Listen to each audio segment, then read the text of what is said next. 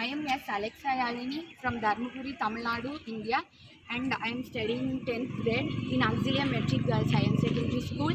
And I made this rocket, mini rocket by me, and it consists of 3 systems.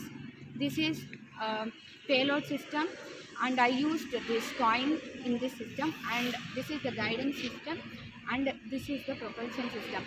And I use this propulsion tank to move this rocket. This here I used air as a fuel, but in a real rocket we will not use this. We will use oxygen, liquid oxygen, or gaseous oxygen in gaseous form. And I launched this rocket.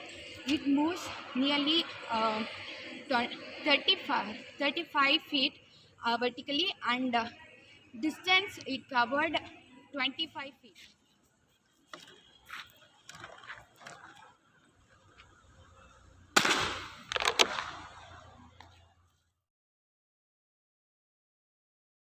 Thank you.